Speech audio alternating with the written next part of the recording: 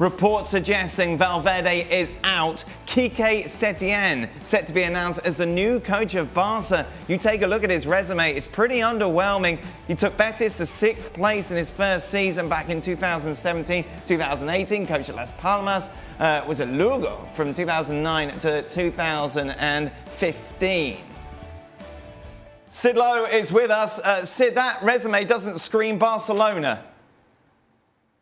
But the way that they did it does, and this is the key to all of this. Quique Setién is a man who said he would have cut off his fingers to have been able to play for a Johan Cruyff team. He's a very public and very avowed defender of the Barcelona style. He's talked a lot about his admiration for Sergio Busquets, for Leo Messi, for Andres Iniesta. He's someone who speaks about football in the way that, in theory at least, Barcelona embrace. And if you watch the way that Betis side played, and in particular the way that Las Palmas side played, they both massively overachieved, at least to start with, until things started to go wrong later on. They massively overachieved playing a game of touch, technique, possession, attacking football, and the kind of player, with the kind of players that all massively overachieved as well, that suddenly became confident on the ball, that wanted possession, that wanted to be involved. He is someone who very much, I think, will be embraced by the Barcelona purists. Now, that's not to say that this is a guarantee of success, but in terms of the identity, that thing that we've been talking about endlessly over the last 2.5 years, when we've been saying that even when Barcelona are winning,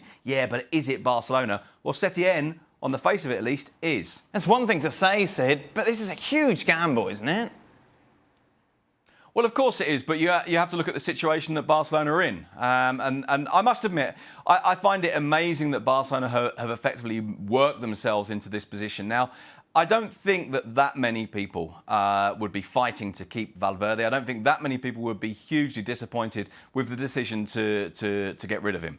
But now's not the time. The time was back in the summer. The time was after Anfield last year. And if that wasn't the time, then the expectation, and everybody had this expectation, by the way, was to see this through to the end of the season. And then at that point, the plan that Barcelona had in place, which wasn't necessarily a done deal, but they had in place, was to bring in Ronald Koeman after the European Championships, where, of course, he'll be the manager of the Netherlands.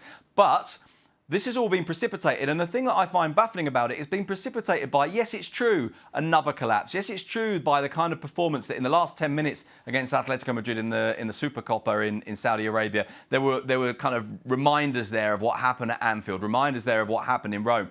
But this was still just the Super Cup.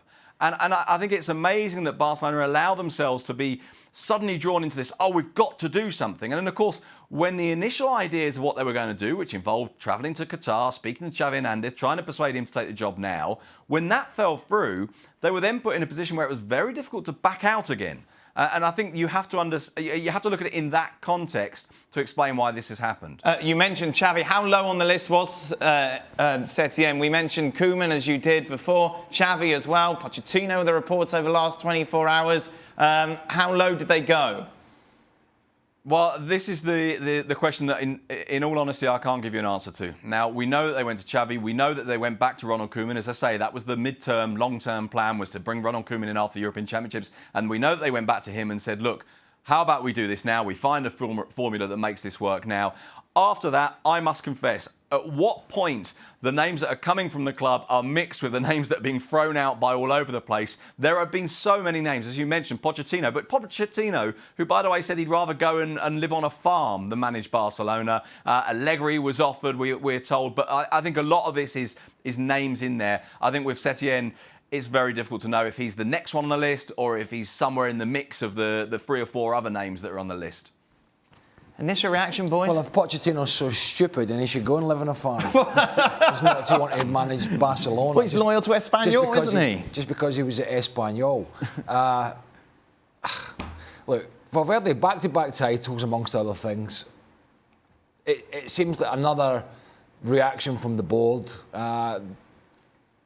They made a right mess of the summer transfer window. We talked about that yesterday. The whole Neymar and how they tried to poach Neymar and how they went about it and how they banded allegedly players' names about that might be involved in it. It just seems they go from sort of one decision to another.